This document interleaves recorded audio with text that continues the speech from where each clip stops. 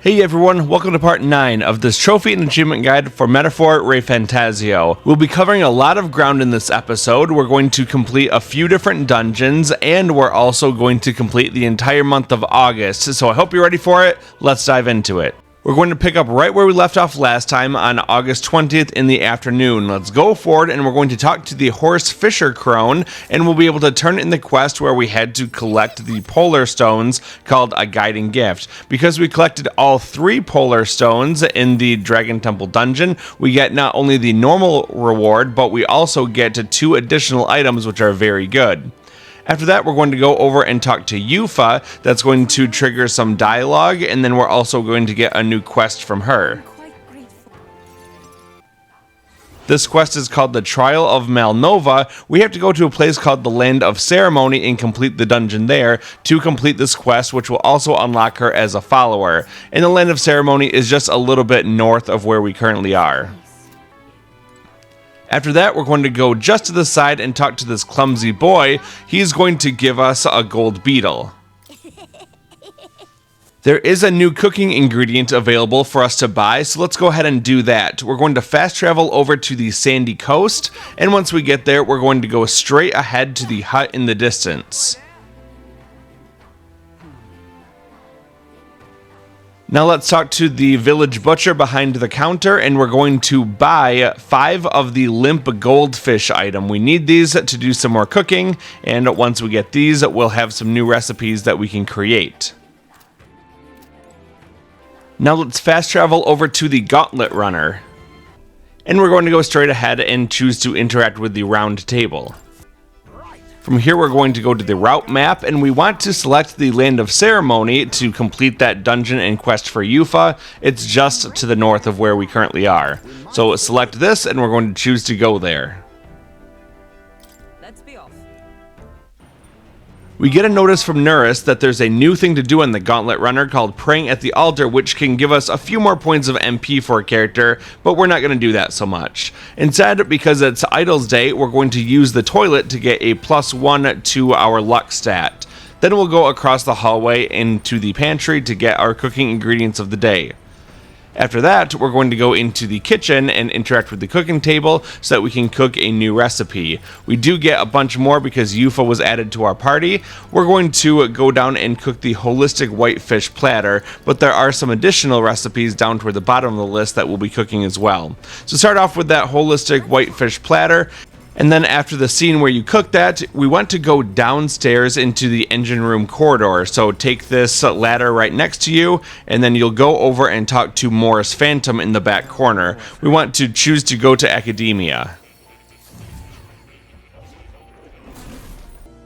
Because we got the general archetype up to rank 15, we can talk to Moore, and that's going to complete the quest he gave us called Moore's Task Chapter 4, Turmoil, and that will give us 4 more points toward the Imagination Royal Virtue. After that, we hit rank 6 with Moore, and it now costs less to study the Seeker lineage, and then we're going to get another quest called Moore's Task Chapter 5, Resolve, where we have to study 25 different archetypes in total. We now have a new thing that we can do with Moore called Special Experiments, and we can create things that are called masks and things that are called summoning vessels. The masks are for the masked dancer, and the summoning vessels are for the summoner. So let's go into the Special Experiments, and we're going to choose Mask Experiments. There is a separate mask that is for each of the different archetypes in the game. So what we want to do is we want to craft as many of these as we can. They all require these white mask items that we've been collecting, and it shows you on the right side under required materials which ones you'll need. So we're just going to go through and create all of these that we can. The first time we do that, we get the For Science trophy or achievement. Once that mask is created, it will show up on the list with a new icon that looks like a mask with a check mark next to it. That's how you can keep track of which ones you've created or have not created yet. Much like when you do cooking, it will show you which ones you've done already. So in this first batch, I was able to create the mask for the Seeker, Magic Seeker, Mage, and Wizard. We'll scroll down a little bit to Knight, Brawler, Pugilist, Healer, Thief, Assassin, Faker, and General. Don't worry if you could not create as many masks as what I did, we'll have plenty of time to work on that later. Now let's go over into the Summon Experiment option, and these require talismans. Talismans are much harder to come by than the white masks are, so you probably can't create many of these summoned monsters. I only have enough materials to create the Stone Wing Vessel, and when we make that, then we're going to get access to a new summon for the Summoner archetype, and it's called the Gargoyle. It does a fire-based magic damage, and it also has a chance of inflicting a burn. So that's pretty good. Let's go ahead and create any of these that you can, even if it's only one, that's good. And then we're going to back out of here. We're all done with Academia for now, so let's go ahead and leave.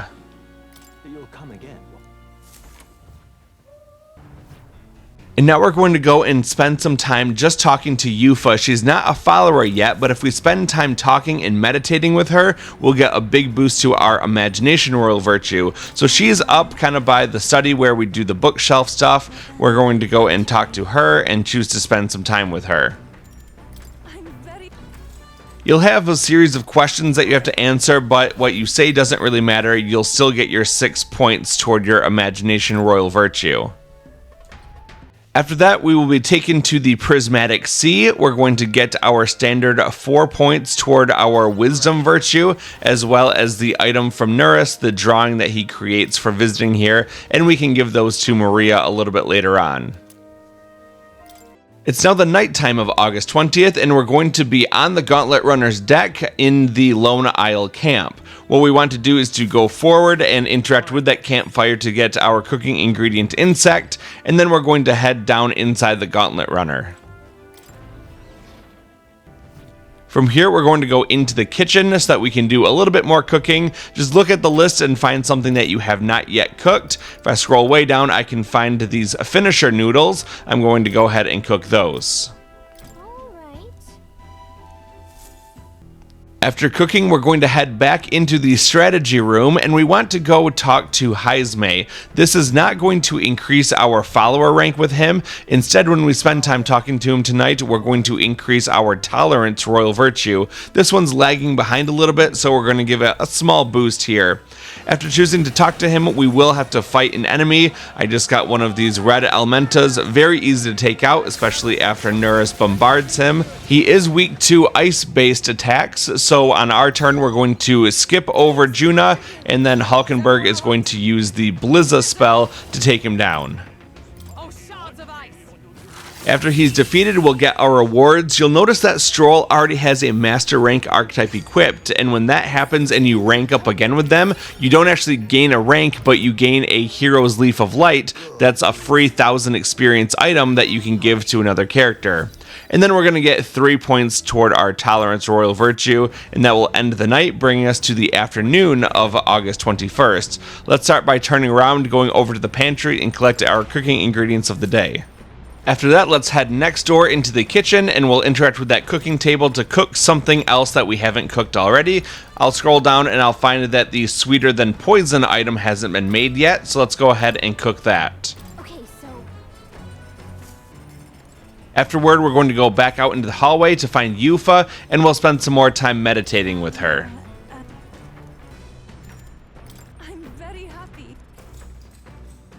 While we meditate, we'll be prompted to give a response after Eupha tells us to let things be as they are. We're going to choose option 3, called Breathe Deeply. Once we do that, we're going to get the maximum reward for this meditation session. It will give us 6 more points toward the imagination royal virtue.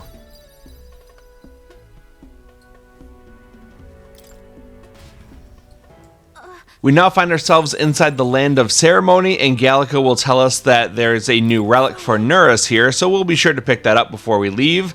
We want to make some changes to our archetypes real quick before we go into here. What we want to do is to go to the archetype tree, and for Stroll, he's already maxed out on the general, so I'm going to move him over toward the sword master so he can keep ranking this one up.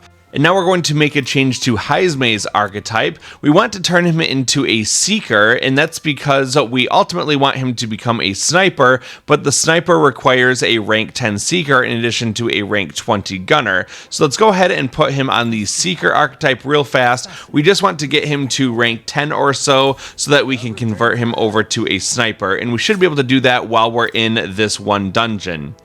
After that, we're going to go over to Junah, and she is the masked dancer. We want to keep her as that, but we're going to give her access to light-based spells, and to do that, we're going to have her study the healer archetype just so that she can know Hama.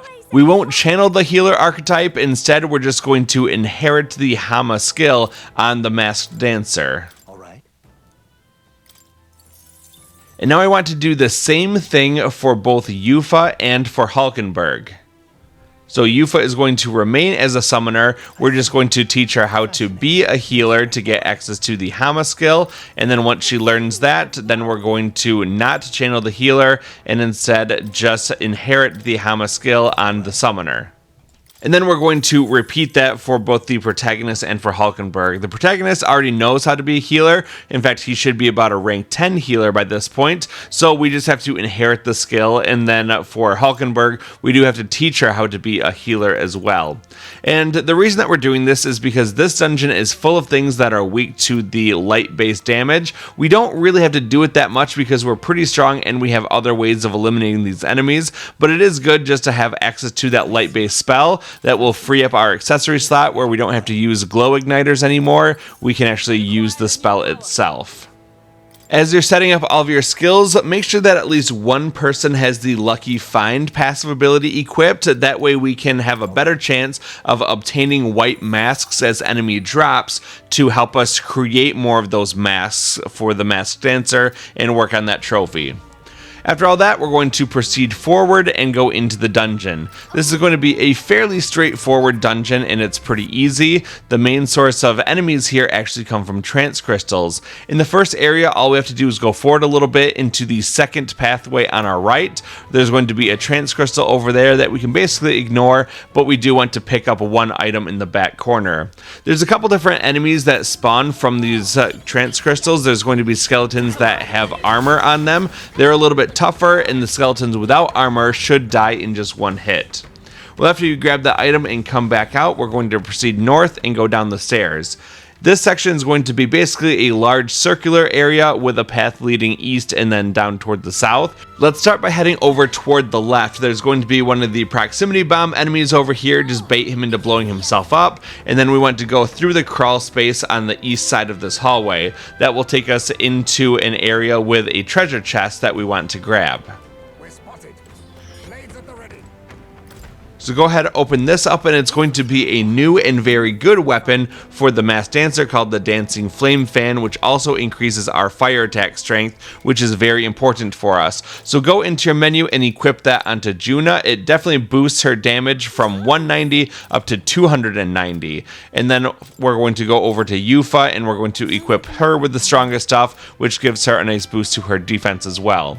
Now we're going to backtrack through that crawl space going over into the western hallway. We're going to proceed toward the north, paying attention to the trance crystals and any proximity bomb enemies in this area. Let's keep heading north as we circle around clockwise in this area, and there's going to be another trance crystal here with enemies we can take out easily. You'll notice that we're getting increased experience and archetype experience. That's because there's bad weather in this dungeon. So while we get a better benefit, we also have to deal with the downside of the fact that if we hit the enemy's weakness, we're not getting additional turn icons. And while these guys are weak to light-based damage and Hama would do a lot, we're not getting extra turn icons for that, so I would recommend switching over to Eupha and using her synthesis ability called Summon Eagle Lion King. That's going to do enough damage to eliminate them really quickly.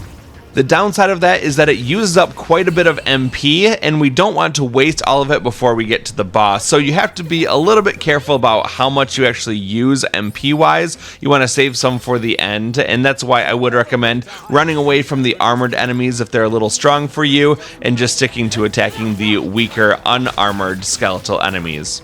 After that, we're going to take out this trance crystal, and when you do that, you're going to get another Hero's Leaf of Light for an additional 1000 archetype experience to whoever you want to assign that to.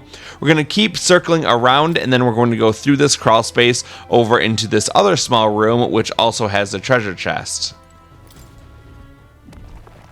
This one contains a Hero's Jeweled Root, which increases someone's archetype experience by 3000. Now let's backtrack through that crawl space and go across the hallway toward the east. There's going to be another trance crystal that will spawn weaker enemies, so let's eliminate those guys, take out that trance crystal, and get another one of those Hero's Leaf of Light items for 1000 Archetype experience. After that, we're going to grab the item on our left. It's going to be another talisman that we can use to create another summoning vessel. Head back out into the hallway and go a little bit toward the south so that you can go into the next hallway, run over toward the east and pick up the item on the ground. Now we're going to head further toward the southwest, going along this diagonal passage. There's going to be a couple trance crystals as well as some proximity bomb enemies, so take out both the trance crystals and all the enemies in this area to get your rewards. As we do this, take notice of the left side of the screen. We're gaining a lot of levels, archetype levels, and also because we have Lucky Find equipped, we're getting a lot of drops from the enemies as well, including some of those white masks and some good valuables that we can sell for money, which we can use our money to buy more white masks from a vendor. So keep on going, eliminating all of these trance crystals, and then we're going to keep heading down a little bit further and grab this item on our right. We're going to keep on heading over toward the west, and there's going to be a new enemy. It's this large griffin looking thing. These guys are pretty tough, especially if you don't fight them the right way. So let's go ahead and go into battle with them, and we'll see what we can do. He's only weak to piercing attacks, and he will reflect wind damage back to you, so definitely don't cast wind, and he's also strong against light-based spells, so really what we want to do is focus on using fire instead. Thanks to our new weapon, our Infernal Vortex does a lot more damage to him. With Hulkenburg, I'll use the Synthesis skill Candaeon, but you can use Boatona or something else if you want to. And now with Eupha, we're going to summon that gargoyle that we created a little while ago, and that will do heavy fire damage to him as well as maybe inflicting him with a burn.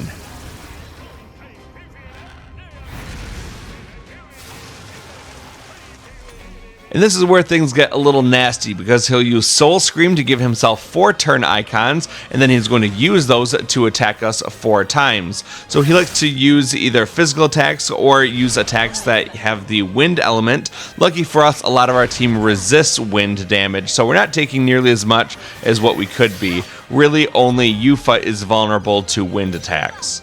And here was a big costly mistake. I saw that I didn't really have anything that I could use for the protagonist, so instead of passing the turn, I just had him attack, and it only did 11 damage even from the front row. And that's going to cost me, because even though I'll do good damage with my other party members, it still ends up not being enough to finish him off. Even though I hit him with a burn and he's taking more damage, if I just passed that turn, I would have had 1 more turn icon in order to finish him off. And now because he's still alive, he'll use Soul Scream to give himself 4 additional turn icons for a total of 5, and now he's going to attack me 5 times in a row.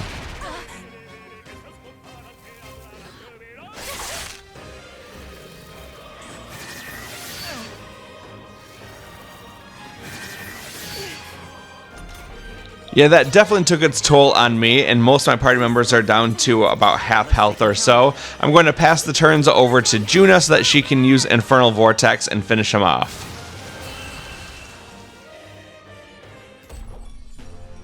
Looks like that's all of us. Well, that was kind of ugly, but in a few moments I'll show you a better way to take those guys out. So now what we want to do is to go up the nearby stairs. This takes us into a new area. I'll pull up the map and show you where we're going. We just have to go over toward the right to take us to a crawl space that will lead us to a treasure chest. So turn right, go a little bit down the hall, and then on your left side is going to be the crawl space that will take you through to the north. From here, we can turn toward the right and run past this trance crystal, and then turn right to head south.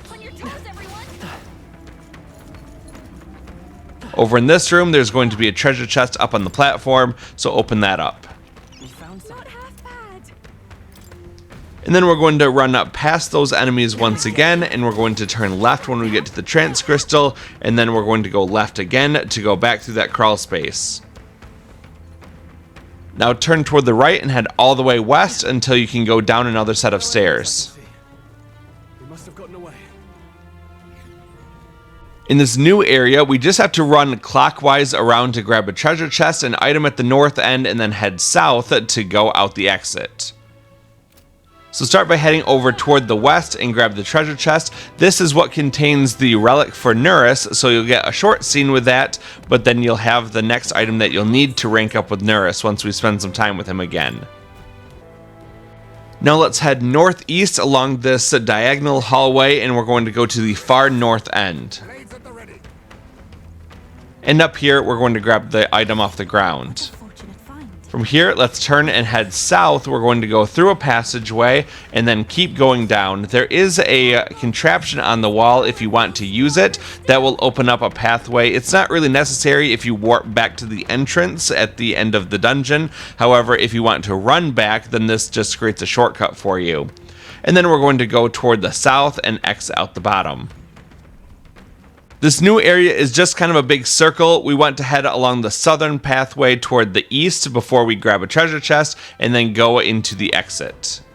So from the entrance, we'll turn left and start heading along the pathway. There's going to be a gold elementa over here. They are of the electric element, so they're going to be weak to all things wind, and we have a lot of wind at our disposal. So with Junah, we're able to use her Cyclo spell to do lots of damage to him. Hulkenburg can use Psych, and with such little health left, it seems like a waste to summon something and waste all that MP, so instead we'll switch it over to the protagonist to use Cyclo and finish him off. Thanks to the Unscathed Triumph and the Bad Weather bonus, so we get a lot of Archetype experience, and Heismay ranks up a few times.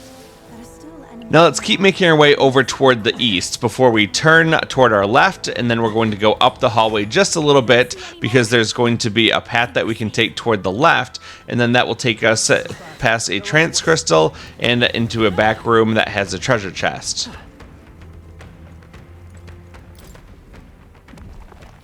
We found something.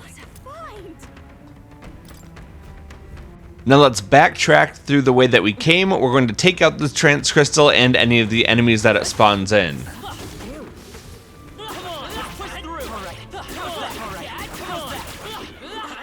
After that's destroyed, we'll go back toward the east into the main hallway, turn left to head north, and we're going to take out this enemy and get our revenge from the fight before. Because we're close to the end of the dungeon, I'm not so worried about saving my MP anymore like I was at the beginning of the dungeon. So we're going to start off the fight by using Hellfire Dance as a synthesis skill from our masked dancer Junah, and that's going to inflict him with a weakness to fire. Now we'll pass the turn over to Eupha, and she's going to use her synthesis ability, Summon Dragon God, to hit its weakness.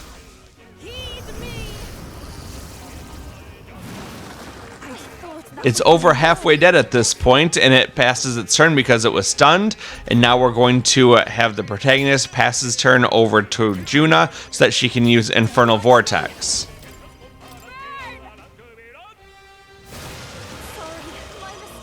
And finally, we'll pass Hulkenburg's turn over to Eupha, and we're going to once again summon Dragon God to finish him off. So you can see that we burned through a lot more MP doing it this way, but also we were able to kill him before he had a chance to actually attack us. Let's keep this up, everyone.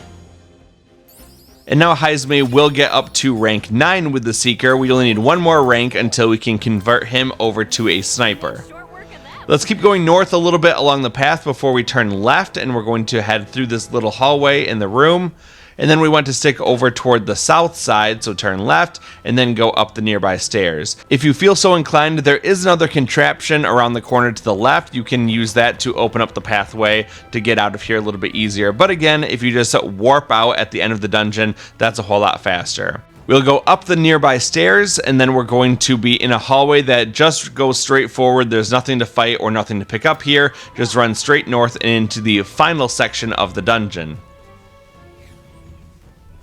In this area, there's a gold beetle as well as 3 treasure chests that we want to get. So we'll turn toward the left and run around to pick up the gold beetle in the southwest corner of this big square that we're in. You can see this gold beetle tucked into the corner, kind of where this trance crystal is. And then along that same wall, you want to go through the crawl space, and that will take you into a room that has a treasure chest. This chest contains a pure white helm. It's a purple piece of gear that increases our endurance by 5 points, and it can also be enhanced by being purified at a church. Let's go back through that crawl space by where the trance crystal is, and then we're going to go over toward the right side where we can go along the pathway into the eastern area. Once you get out here, turn toward the right and go through the pathway toward the south. There's going to be 2 treasure chests in this area, so collect them both. This one contains a coral mail, which increases our endurance by 6 points, and then across from it is going to be the other treasure chest. This contains an almighty panacea, which removes status effects from all party members. And now we're going to run north up to where Moore's cat is, just in front of this door. Before we go in, we want to make sure that we've collected everything here. So we have all of the treasure chests and all the blue dots from everything on these 3 floors of the dungeon. And then once we're satisfied with that, we want to make sure that everyone's health is in a good spot. So go into your items. I completely wasted this very strong ambrosia item. Really what you want to do is just make sure that everyone's health is about halfway filled. This next boss is not very difficult. So just use normal medicines or something to make sure everyone's got about half of their health or so. You don't need to top up everyone like what I'm doing here. Kind of a waste. And then go into the door to go into the boss fight.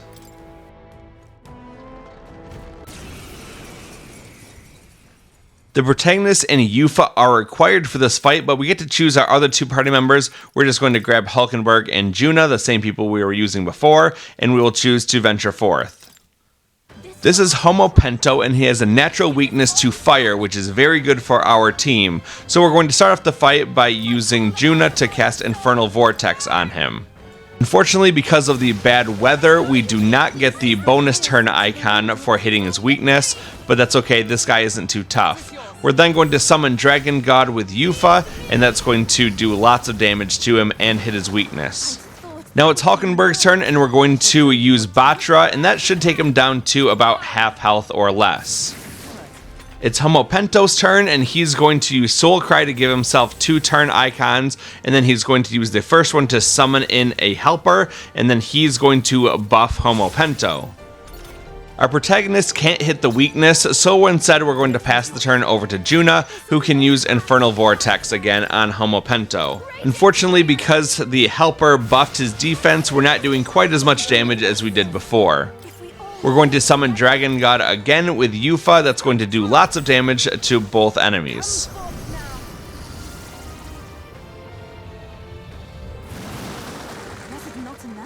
And now with Hulkenburg, we're going to use Batra one more time on Homo Pento.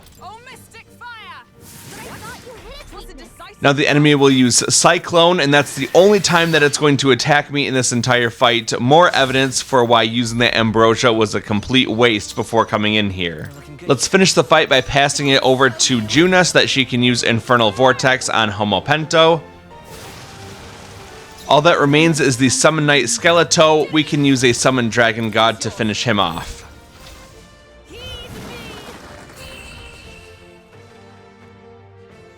We got 2 more talismans to help us create more summons, and we also got Heismay up to at least rank 10 as a seeker, so now he can become a sniper. After some cutscenes, then Eupha becomes a rank 1 follower, and we can now have everyone learn how to become a summoner. The summoner lineage is found on the left side of the archetype tree, and it's one of only a few that we have to unlock before we have access to all of them. And that completes the quest, The Trial of Malnova, and we also get 4 more points toward our Wisdom Royal Virtue. There's nothing else to do here, so we're going to choose to return to the entrance. And because we did get Heismay up to rank 10 as a Seeker, we can now move him over from the Seeker to that new Sniper archetype over on the top left corner of the archetype tree. We'll choose to study this archetype, and that will cost us 9,000 mag. We'll make sure that he's properly equipped, and then we can just exit out of all the menus before running straight forward and out of the dungeon, where we want to choose to return to town.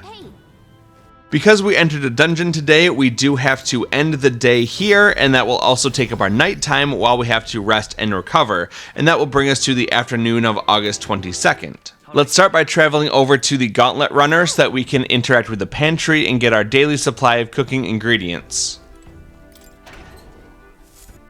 After that, we're going to fast travel over to Port Brylehaven, and we want to choose to go to the Merchant's Bazaar area. Go.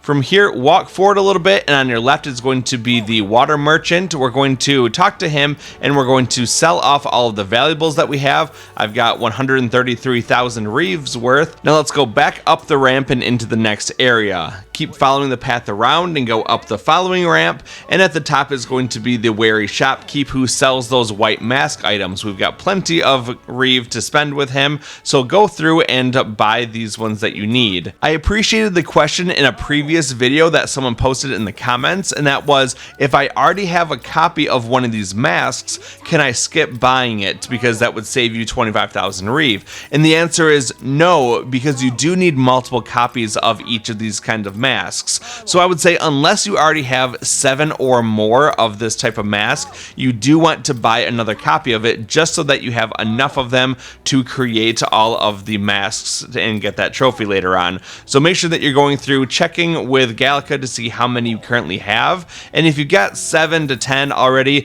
then you can skip it, otherwise buy it. And then once you're all done with that, you want to head over toward the west along the path, and at the end there's going to be someone with the wisdom symbol above their head. Talk to the ferryman. He's going to take you for a tour of the area, and for 1,500 reeve you're going to get a +5 bonus to your wisdom royal virtue. This is enough to get us up to Wisdom rank 4, which is very important because that will unlock some more opportunities for us to gain additional follower ranks. This takes us to August 22nd at nighttime. Because we collected that relic, we are able to have another conversation with Neuras, but we're not going to do that right now. Instead, we're going to go down and choose Alonzo, and we're going to spend our time talking to him tonight. So choose to speak with him, you'll be teleported over to where he is, and then just talk to him. Choose to spend your evening talking to him, and then that will give you another follower rank. We now hit rank 5 with Alonzo, and that gives us the Scion's Merit ability, increasing the skill inheritance slot for the Faker lineage up to 3. It's now the afternoon of August 23rd. We get a notification that Eupha wants to speak with us. That's because we unlocked her as a follower. But instead of doing that, we're going to head over first to the Gauntlet runner so that we can get our daily supply of cooking ingredients from inside the pantry.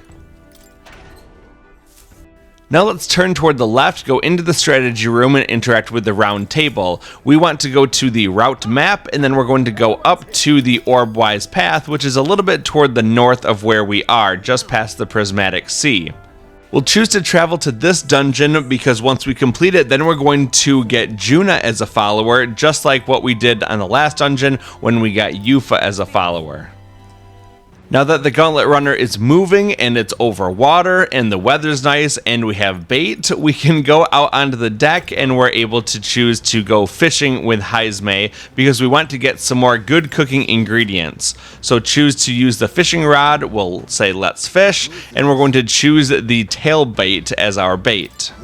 You'll get a little scenario and it asks you what your response is going to be. I'll put the correct answers on the screen. If you're queasy, think like a fish. If you're tired, give in to nap time. And if nothing's biting like it is right now, then choose Thrash and Splash to get 1 Lord of the Lake and 2 Queen's Honey Jars. That's the best reward you can get.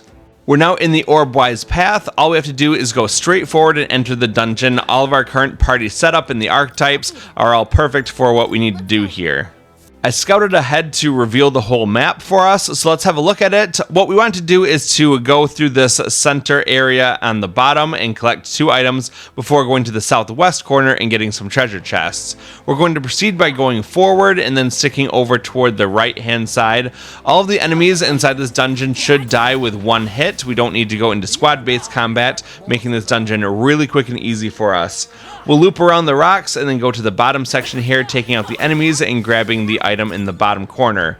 Now we're going to proceed toward the north, running all the way as far as we can, and we're going to grab an item to the northwest.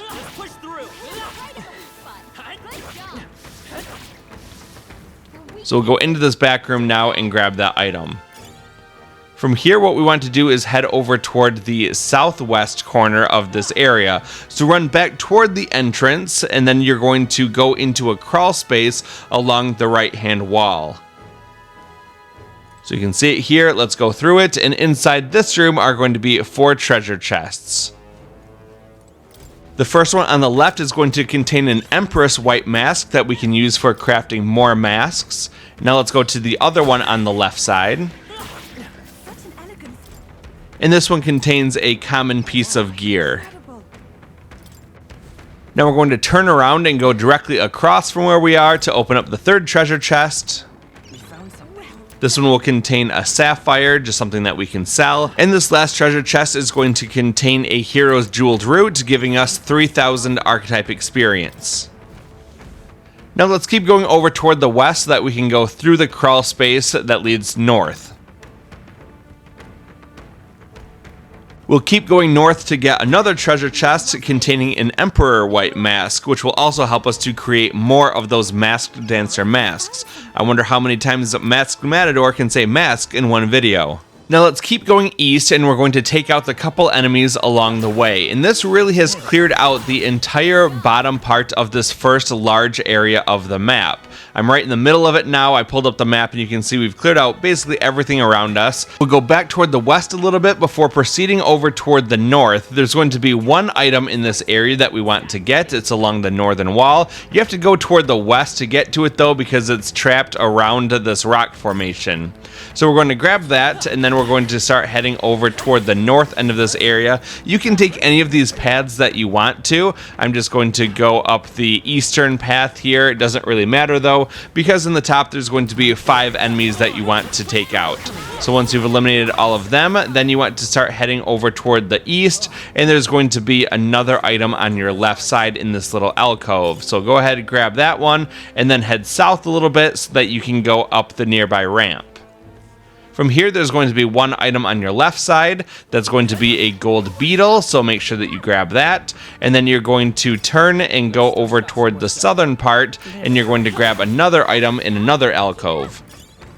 From here, we're going to keep going over toward the east, and we can drop down into a lower level. This is the top right corner of the map from where we started. So what you want to do is to run around this area. You can kill these big worm monsters if you want to, but they're kind of annoying because you have to wait for them to pop up to do it. So either kill them or avoid them, and then grab this treasure chest. After you get the treasure, start heading toward the south. You can either kill the worm or avoid them, or whatever you prefer, and then head down to where you see these 2 treasure chests on the mini-map. We can't get them yet, so instead what we'll do is we'll turn and we'll start heading over toward the west so that we can go into this little alcove and grab the item. Now we're going to go back toward the east, toward where those 2 treasure chests were on the map. We still can't get them, but what we can do is run around the rock formation to get our second gold beetle. After we have that, we can proceed toward the south and then over toward the west to go down the stairs into a new area. This is the second and final floor of the dungeon, and it's pretty straightforward. There's only a couple offshoots that we need to go down to get some items, but other than that, we just have to run along the path and kill the enemies. Some enemies will pop out of the water here. They can drop the star white mask, so it's good if you have that lucky find passive ability equipped. That makes that more likely. We're going to go to the far north end of the first offshoot to grab the magician white mask, and when I killed this enemy, he did drop that star white mask. Let's keep going toward the south, and then we'll turn toward the right. There's a couple more enemies in here that we can take out, and then we want to turn toward the north and go into the next section following the pathway around and killing off all the enemies. Keep going all the way toward the north, and then when you get to this top room, you'll want to turn over toward the right and start heading east. Keep following this path around, and then eventually when you get to the intersection at the end, you want to turn toward the left, and you're going to take that north because there is going to be an item at the top.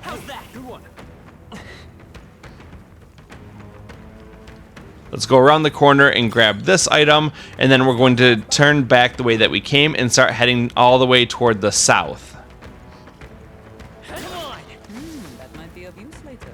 Once we get to the southern hallway, turn toward the left and you'll start heading toward the east. Take out the enemies along the way, and there is going to be a small crawl space on the right hand wall. Let's go through here to the south, and that takes us to a little hallway that will have a ramp leading up into another area. From here, keep going along the path and then climb up the nearby ladder. This ladder takes us to the area where we have those 2 treasure chests that we couldn't get before. On the way up is another gold Elementa. We're going to take him out using wind-based spells. And then we'll keep going up the ramp to find where those 2 treasure chests are that we couldn't get to earlier. Nice. Amazing. The treasure chest on the north side contains a ruby, and the one across from it is going to contain a purple piece of armor called the Bloodthirsty Vesture. It restores HP upon defeating an enemy inside squad-based combat. And that clears out all of the items and the treasure chests inside this whole dungeon. Let's head back the way that we came, and we're going to then go toward the north, and we're going to then go down that ladder. From here, you want to head over toward the west because that will allow you to drop down in the area very close to where Moore's Cat is at the end of the dungeon. All we have to do is turn toward the right, and you'll see that the end of the dungeon is just ahead of us. Run over here, save the game if you wish to. We're doing great on health and MP. All we need to do is go through the door to get into the boss fight, which is also very easy. The protagonist and Junah are required for this fight. All we want to do is to add Hulkenburg and Eupha back to the party, and we're going to be good to go to venture forth. This enemy is weak to fire, and because it's not bad weather, we actually get those bonus turn icons when we hit the weakness. We'll start off by using Infernal Vortex with Junah, and then with Eupha, we're going to use the synthesis ability called Summon Dragon God.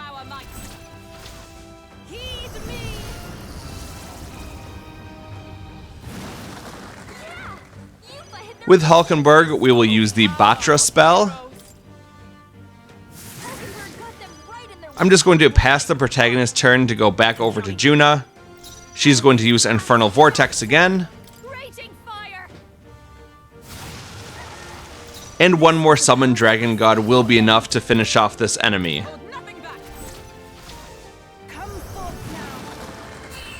And there you go, that's a 1-turn boss kill, and this dungeon's completed.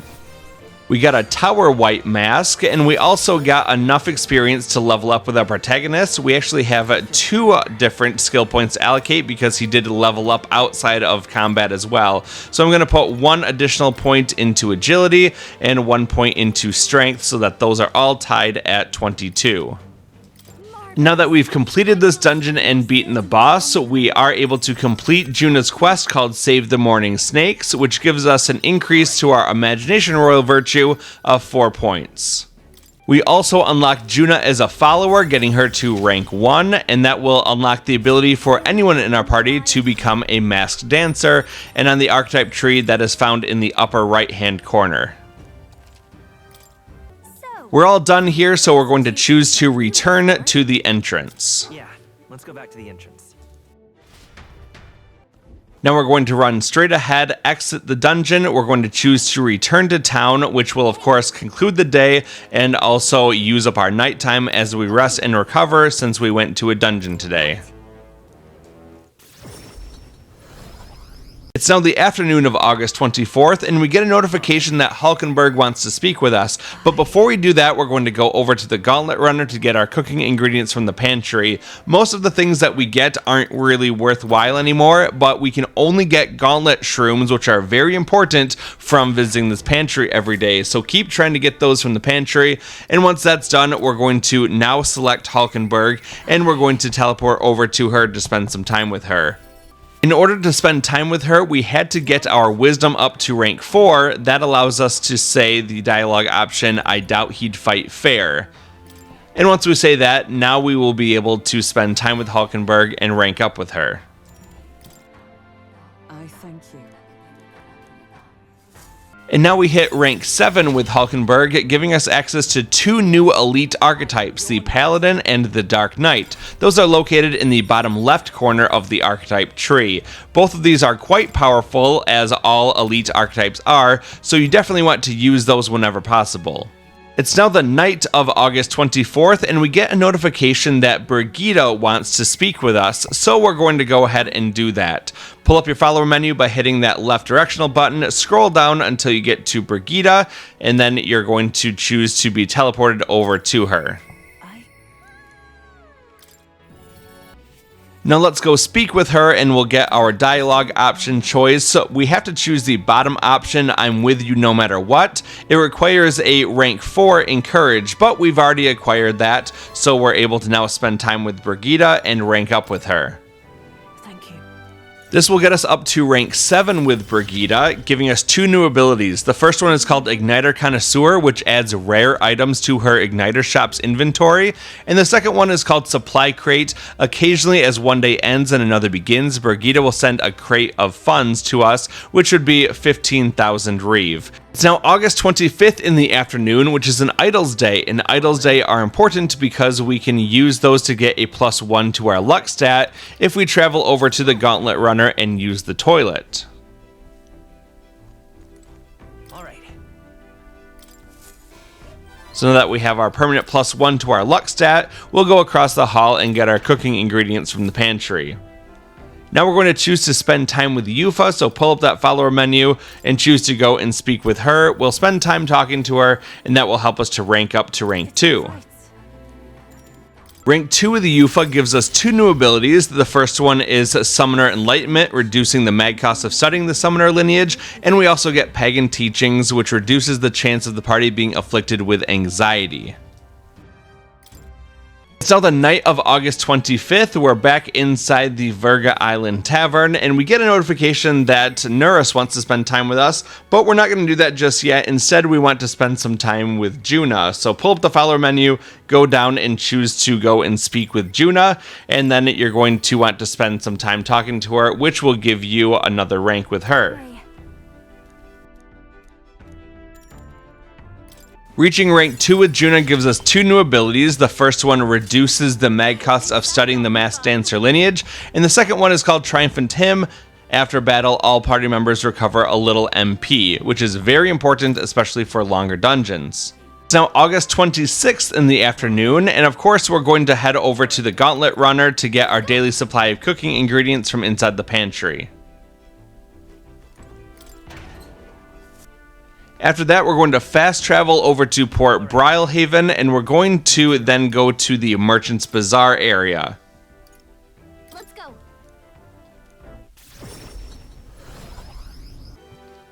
Let's go forward and talk to that water merchant so that we can sell off any of the things that we have that are valuables. At this point, I have 46,000 Reeve or so to sell off. And once you've got more Reeve in your pocket, we're going to go back up the ramp into the next area so that we can go talk to the wary shopkeep and see what masks he has on sale today.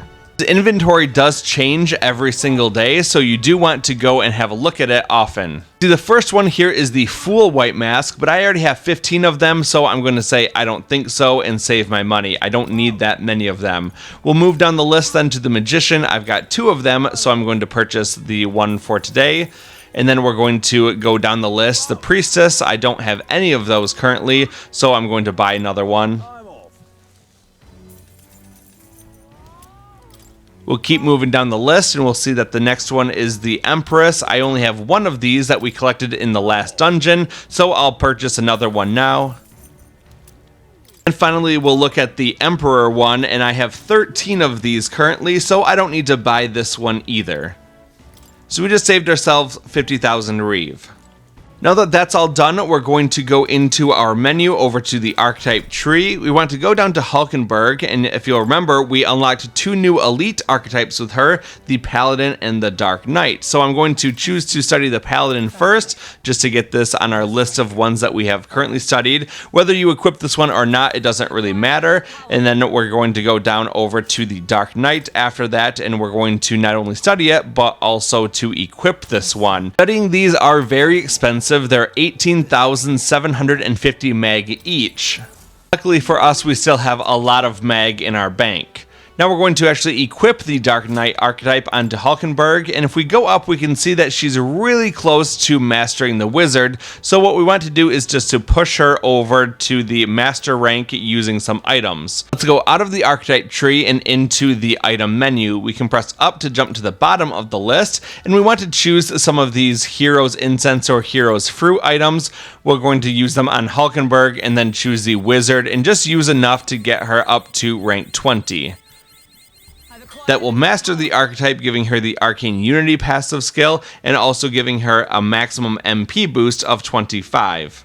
Now after that we're going to use the hero's Leaf of Light on Stroll because he's a level 16 Swordmaster. I want him to master the Swordmaster and get all the way up to rank 20. So keep using these hero's Leaf of Light until he reaches rank 20. That will master it, giving him the Martial Lore passive ability and increasing his strength by 3 points. Because Stroll mastered the Swordmaster, we can then go back to the archetype tree, choose Stroll, and we're now going to learn how to be a samurai because we've reached rank 20 as a Swordmaster and rank 10 as a general. This is going to cost us 16,500 mag, and it's definitely worth it. Let's go ahead and equip the samurai archetype onto Stroll. So now 2 of our characters are currently equipped with elite archetypes. Now we're going to go back into the item menu because we're going to start working on the protagonist. You can use these 2 heroes jeweled roots that we've collected to boost the healer archetype from rank 10 all the way up to rank 17.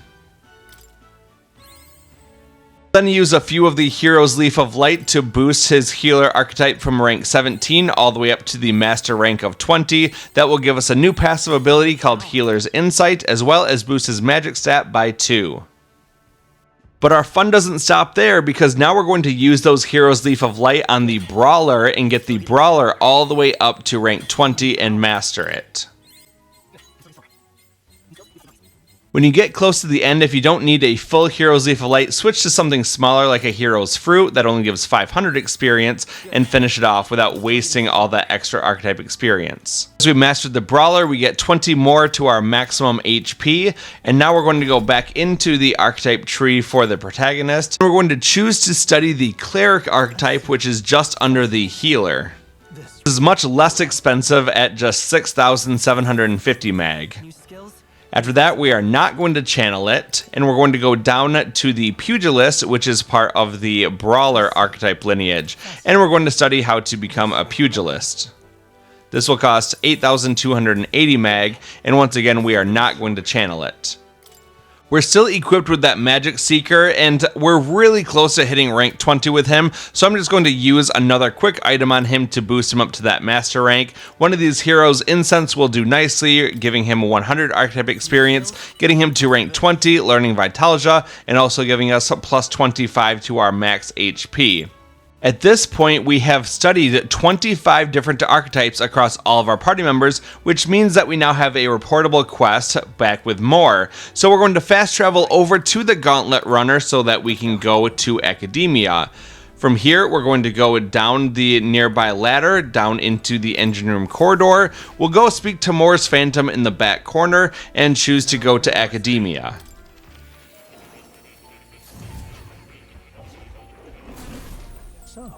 Now that we're here, we're going to go forward and talk to Moore.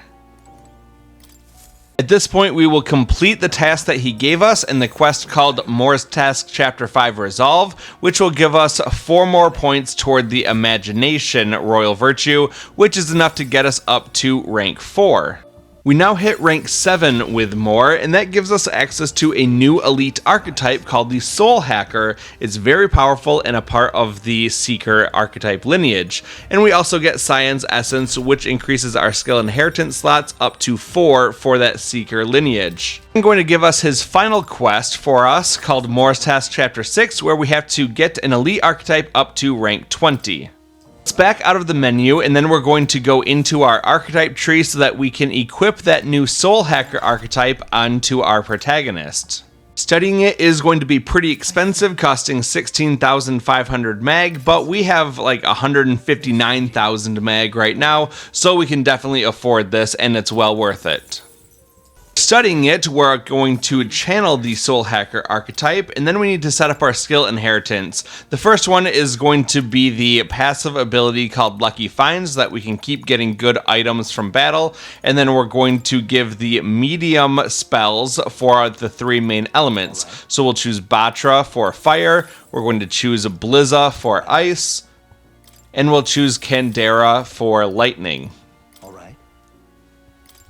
And then after that, because we've been so diligent about collecting a bunch of white masks in dungeons, we're going to go and see what more we can actually create. So we'll talk to more, go down to special experiments, and we're going to choose the mask experiments. Go down the list and see if there's anything new like this soul hacker that we can create, and then create all the masks that are available to you which you have not yet created. After making all of the available masks, what you want to do is to go over to the Summon Experiments option and see if you can make any more vessels. I have the option for the Obsidian Bone Vessel or the Minotaur Vessel. The Minotaur will do strike damage and the Obsidian Bone one will do multi-target slash damage. So I'm going to go with that Obsidian Bone Vessel. Once I create it, I will then be able to summon the Duskbone Knight, who can hit all enemies with slash attacks.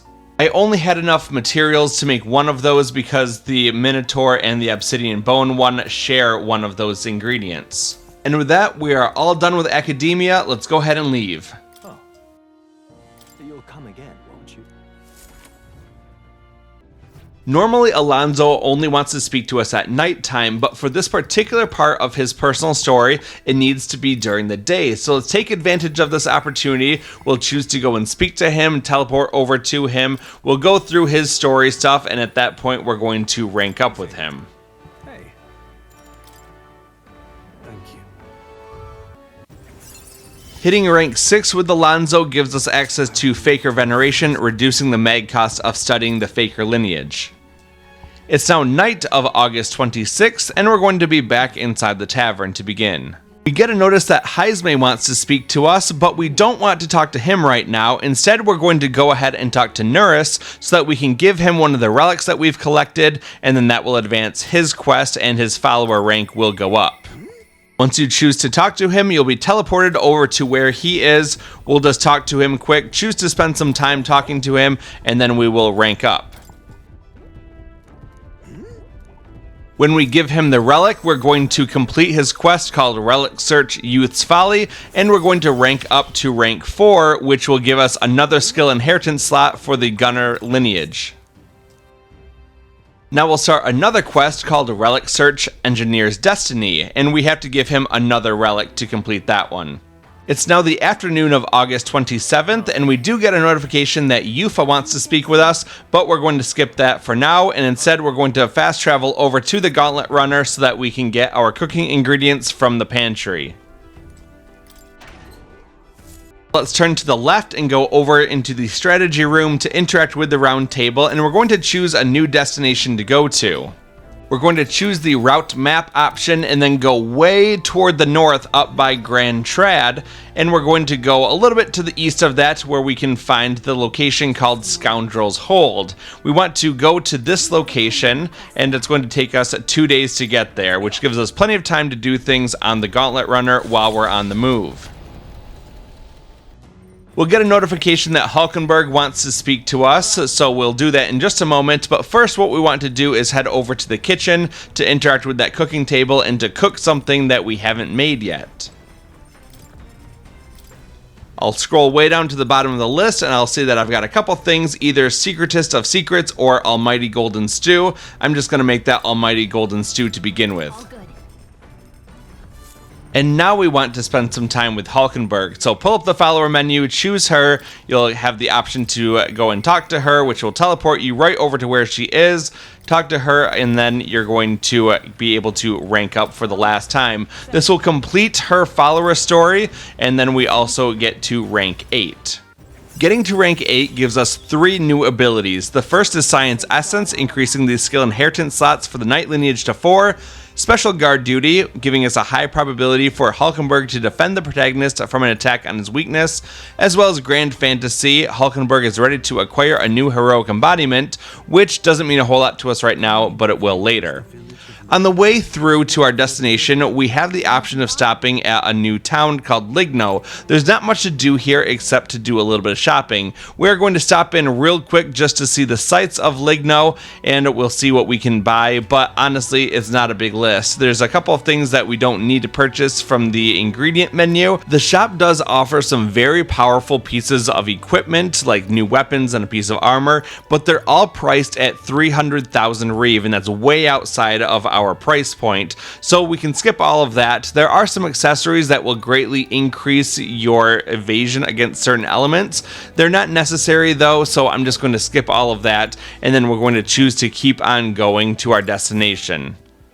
This will bring us to the nighttime of August 27th, and we're inside the arid camp on the deck of the Gauntlet runner. What we need to do first is go forward and collect our cooking ingredient insect from the campfire, and then we head back down inside the Gauntlet runner.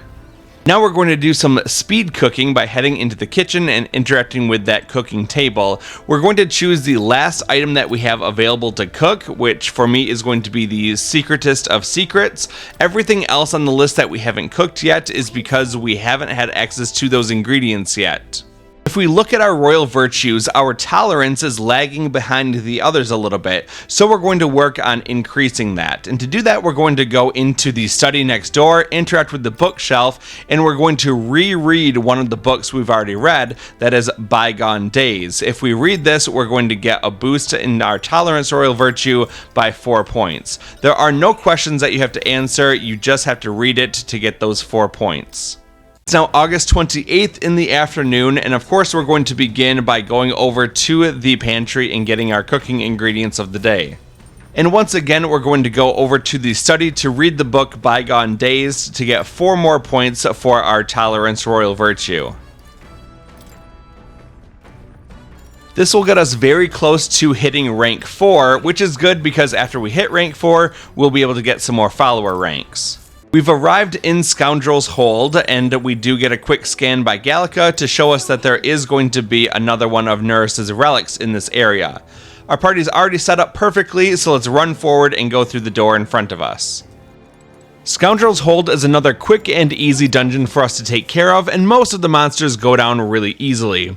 All we have to do in the first area is to run forward, that's north along the path, and then stick over toward the west side, which is to our left, to go through a crawl space, and then that will take us to the chest containing Neuras' relic. So let's go north along the path until we see a couple enemies, we'll take them out, and then in the same area is where we need to go over toward the left side to go through the crawl space. Now we'll turn toward the right and head north along the hallway. There is going to be a monster down here who's tougher than the other ones, and he'll take a few hits to a stun, and I'm playing a little game of cat and mouse with him, trying to get him to swing at me so I can dodge it, and then hit him to initiate that squad-based combat. There really are no weaknesses for these guys. All we want to do is to hit them with a powerful spell that's going to take them all out. Eupha synthesis ability Summon Eagle Lion King will do the trick and eliminate all the enemies very quickly. Because it's a short dungeon and most things will die outside of squad-based combat, we can be a little generous with how much MP we're using in battle. We just have to save a little bit for the final boss of this area. We'll continue along the path and open up the treasure chest at the far north side. That's going to contain Neuras' relic.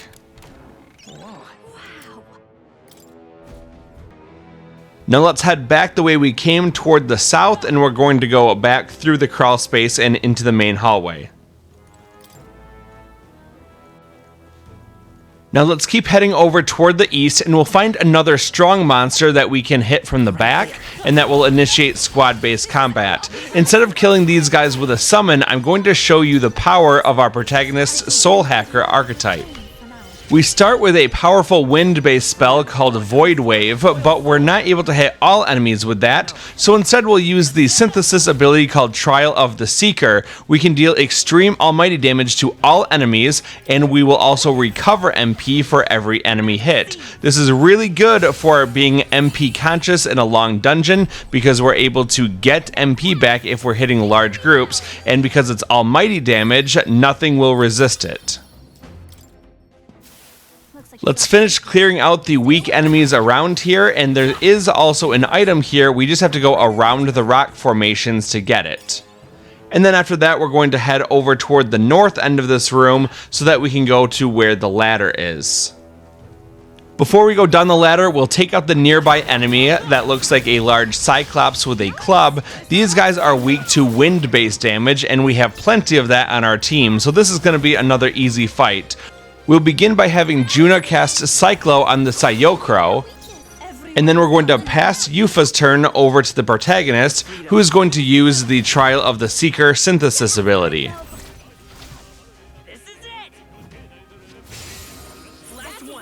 After that, we're going to have Hulkenburg pass her turn back over to Junah, who is going to finish the fight with another Cyclo.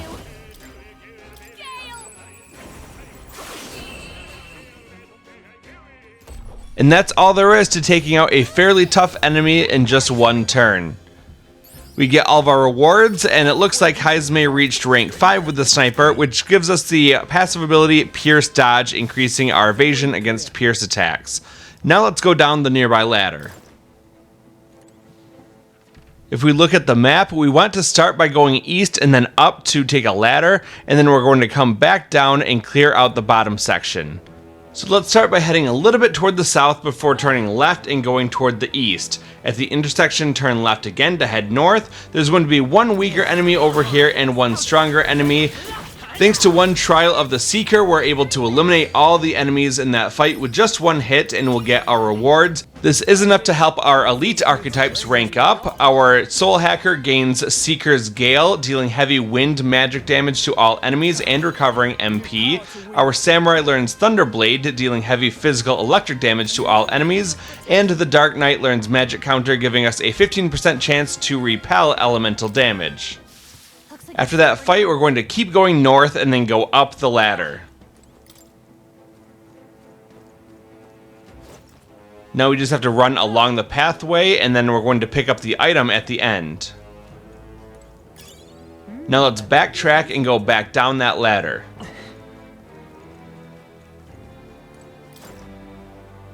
We'll keep going south until we get to the intersection, and then we're going to turn toward the left to go toward the east. Keep running straight ahead and you'll be able to go through this door. Now normally this door is closed, but because I ran through and scouted the area out, all the doors are going to be opened, but normally you would have to push that open. We'll take out the enemies in this area, and after I got into the squad-based combat, I got an interesting item that dropped. This is a new weapon for the Seeker lineage, and we're going to equip that onto our protagonist. If you didn't get it to drop, no big deal. We're still plenty strong to make it through this dungeon without a problem. But if you do get it, it's pretty good because it raises your attack from 211 up to 290. And it also has the damage that you receive from an enemy ambush, and that's a nice special ability. We're then going to grab the treasure chest in this area. That's going to be a new piece of gear called the Lancer's Headgear, which increases your evasion against pierce. And then you're going to go out of this room over toward the main hallway before turning right and follow this pathway through the door and then over toward the right. There's a strong enemy in front of you, so be careful. He actually whacked me good and he ambushed me. Luckily, he doesn't do any damage at the beginning of the fight. And having a magic user on the team makes the other enemy waste his first turn. We'll begin the fight with Junah casting Cyclo on the Cyocro. And then Eupha is going to use her synthesis ability called Summon Eagle Lion King to hit both enemies. And now our protagonist is going to use his archetype ability called Void Wave.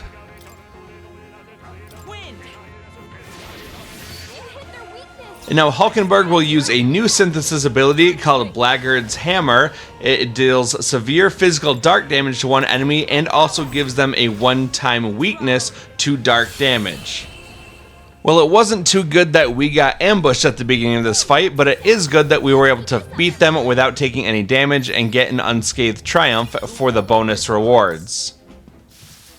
After that, let's keep going east through the door, and then we want to turn toward the right to head south. We're going to follow this pathway down to the bottom where there's another item waiting for us. This is a Talisman of the Fairy, another thing that we need to create a new summon vessel. Then we're going to start heading up toward the north, taking out the enemies along the way. Great job, love. After all the enemies in the hallway have been defeated, we're going to continue north through the door and into the little room. There's going to be another strong enemy here, but we can take them all out with just one trial of the Seeker. There's also a treasure chest in this room, so be sure to grab that. This contains the Sylph Knives. It's a new weapon for the Faker archetype, and normal attacks gain the Wind element. Now we're going to go back out into the main hallway. We'll turn toward the right and head a little bit toward the west. There's another item that's hanging out here by these enemies, so take out the enemy and then grab the item. Now we're going to continue north and go through the crawl space. Let's take out the enemies in the hallway as we loop around toward the west. Longer still. And here we have another group of enemies with one strong one amid the group. We're going to take them out using our wind magic. And then we're going to keep heading toward the south. We'll be safe for a while. As you go down, look to the wall on your left. There's going to be a crawl space that you can go through. That will take you into a very little room with one enemy in it. Take him out and then go down the nearby ladder.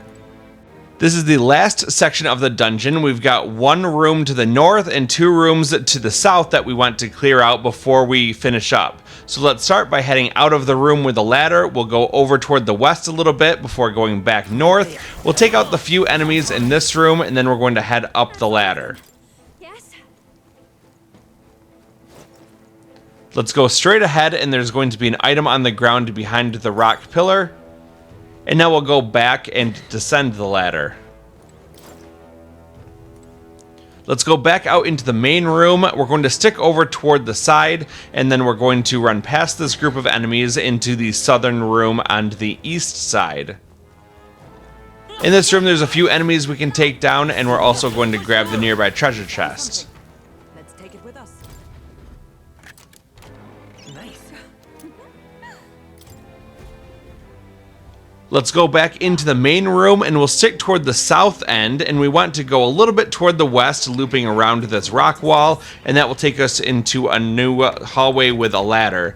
We'll go up the ladder and then that will take us along a hallway, and when we get to the end we're going to find our gold beetle. It's right at the end of the path. Somehow we managed to throw them off. Once we have the gold beetle, we'll backtrack down to the ladder and we'll descend it, and then we can go back out into the main room and clear out all the enemies. There they are. Charging in. Forward. Defeating the large enemy was able to get my elite archetypes to rank up again. That gives my soul hacker the ability to use something called Diamahan, which provides heavy HP recovery for one ally, and the Dark Knight learns Mad Rush, dealing heavy physical pierce damage to one enemy. We'll finish clearing out the room and then we'll head over toward the west to go into a new room that's going to contain a gold elementa in the back, so make sure you target it and take it down using wind attacks. And after that's destroyed, we're going to finish off the enemies in this room and also take down the nearby trance crystal that keeps spawning them in.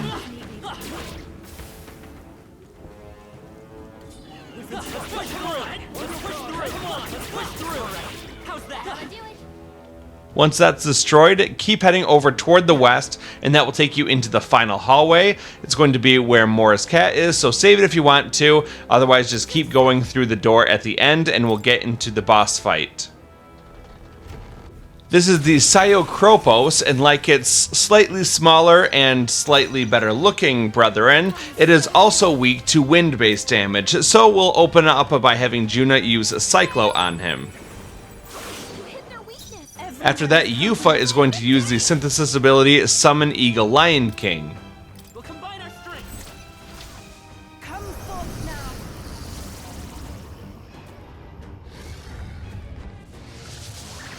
And with that, the little guys should also be destroyed. Let's use another new synthesis ability with our protagonist called Soulblade Rider, which deals severe physical almighty damage to one enemy and also restores a little MP.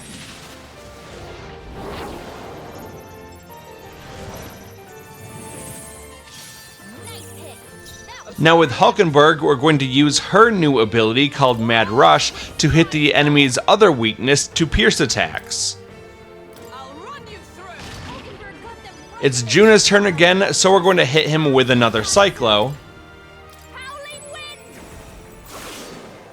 And on our final turn, we'll have Eupha use Summon Eagle Lion, the normal summon, not the King version for the synthesis abilities. And with that, the enemy will go down, and we get another unscathed triumph for defeating a boss. We also get a Talisman of the Fowl, which we can use for creating a new summon. We get some level ups and some rank ups for our archetype.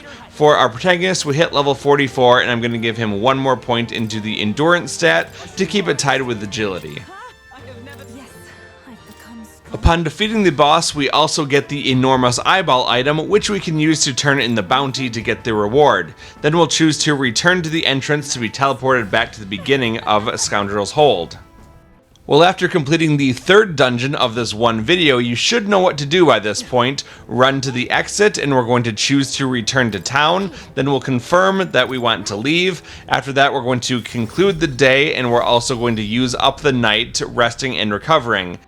This is going to take us to August 29th in the afternoon, and we're going to start off by fast traveling over to the Gauntlet Runner to get our free daily supply of cooking ingredients from inside the pantry.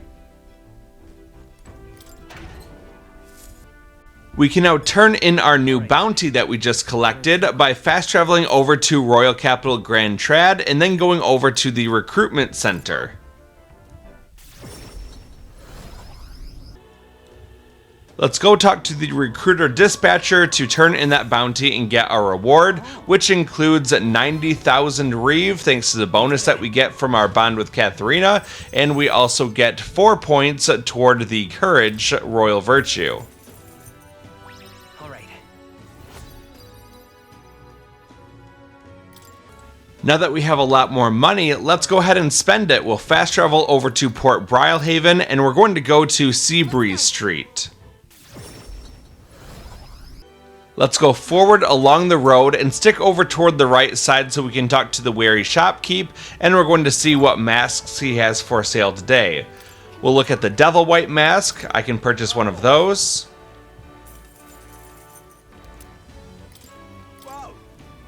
Now for the Tower White mask. We don't have any of those either, so we'll purchase one. Next up is the Star White mask. We have a few of those, but I'm going to buy another one. Next up is the Moon White mask. We only have one of those, so we'll purchase this one. Next is the Sun White mask. We also only have one of those, so we'll purchase one. And finally, the Judgment White mask. We have none of these, so we'll buy one. All of those should really help us to make more masks the next time we go back to Academia. Now we're going to spend time with Eupha because we can rank up with her. So go down from the follower menu and choose to go speak with her, and then you'll want to spend some time with her in order to rank up to rank 3. It's all right. I'm quite... Upon reaching rank 3, we get 2 new abilities. The first lets us inherit a second ability when we use the Summoner Lineage, and we also get Battle Aura so that the amount of experience Eupha gains while in reserve is increased. It's now the night of August 29th, and we do get a notice from Neuras saying that he wants to speak with us because we now have a new relic for him, thanks to our trip to Scoundrel's Hold. But we're not going to turn that in just yet. Instead, we're going to go down and we're going to talk to Junah so that we can get her up to rank 3. So after you teleport to her, choose to speak with her, and then choose to spend time with her, and then that will get you up to that rank 3.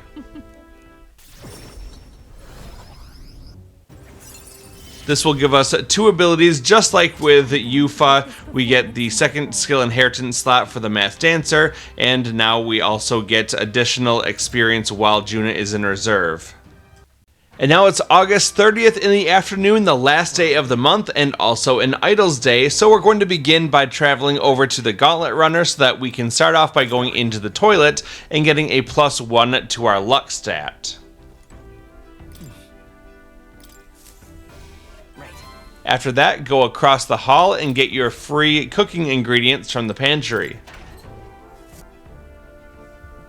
Now we want to boost up our tolerance royal virtue by fast traveling over to Etria Virga Island, and we're going to go to the Dragon Statue Plaza. Once you're here, you want to go up one of the nearby ramps to the top, and way at the top of this pathway is going to be someone with the tolerance symbol above their head. This is the village cleric. Let's go ahead and choose to speak with this person. And if we choose to spend our day talking with this individual, we will get a good boost to our tolerance royal virtue. So we'll say, I'm listening to spend the day. When we're prompted, we're going to give the answer I see, and then that will be the correct answer, and we will, of course, get a big bonus to our tolerance royal virtue. This will be 5 points. And that is enough to get us to rank 4 in tolerance. That means that all of our royal virtues are now at rank 4, which gives us access to new follower ranks. It's now the night of August 30th, and we get a notification that Heismay wants to speak with us, and that sounds like a pretty good way to end the month. So let's go ahead and open up that follower menu and go down to Heismay.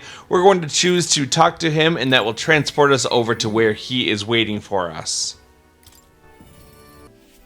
Now let's talk with him, and because we have rank 4 intolerance, we get a new dialogue option called A New Age is Dawning, and that will allow us to spend time with Heismay, which will allow us to rank up with him again. I see. Great. My thanks.